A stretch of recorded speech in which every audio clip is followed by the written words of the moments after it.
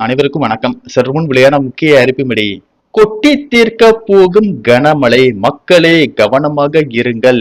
காற்றழுத்த தாழ்வு பாதை காரணமாக தமிழகத்தில் இன்று முதல் ஆகஸ்ட் 24ஆம் தேதி வரை பரவலாக பலத்த காற்றுடன் கூடிய கனமழை பெய்யக்கூடும் என சென்னை வானிலை மையம் தற்போது புதிய எச்சரிக்கை அறிவிப்பை வெளியிட்டுள்ளது.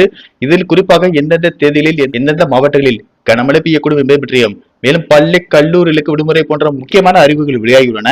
இதை பத்தி விரிவாக நம்ம வீடியோல பார்க்க போறோம். வீடியோவை கடைசி வரைக்கும் ஸ்கிப் பண்ணாம பாருங்க. வீடியோக்குள்ள போறதுக்கு முன்னாடி இந்த வீடியோக்கு லைக் பண்ண பிரஸ் பண்ணுங்க. வாங்க வீடியோக்குள்ள போகலாம்.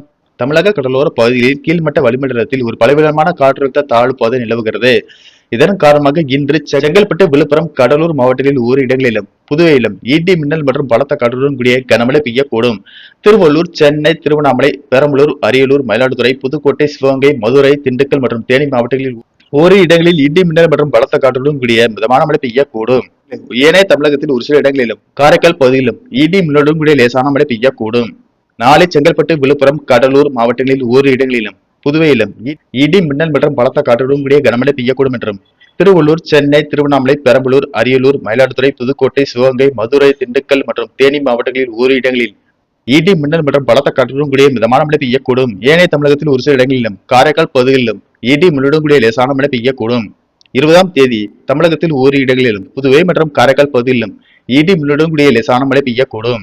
மேலும் வருகிற 24ஆம் தேதி வரை தமிழகம், புதுவை மற்றும் காரைக்கால் பகுதிகளில் பெரும்பாலான இடங்களில் லேசான மழை பெய்யக்கூடும். 18 முதல் 22ஆம் தேதி வரை உள் தமிழகத்தில் அதிகபட்ச வெப்பநிலை ஒரு சில இடங்களில் 2 முதல் 4 டிகிரி செல்சியஸ் இயல்பை விட அதிகமாகும். ஏனைய தமிழகம், புதுவை மற்றும் காரைக்கால் பகுதிகளில் இயல்பை ஒட்டியே இருக்கக்கூடும்.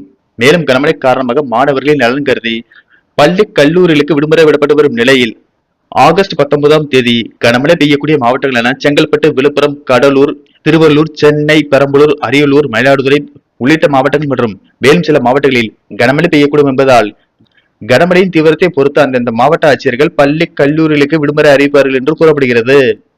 சென்னையை பொறுத்தவரை வானம் ஓரளவு மேகமூட்டத்துடன் காணப்படும் என்றும், மாலை அல்லது இரவு நேரங்களில் நகரின் ஒரு சில பகுதிகளில் இடி மின்னலுடன் கூடிய லேசானது முதல் மிதமான மழை பெய்ய வாய்ப்புள்ளது.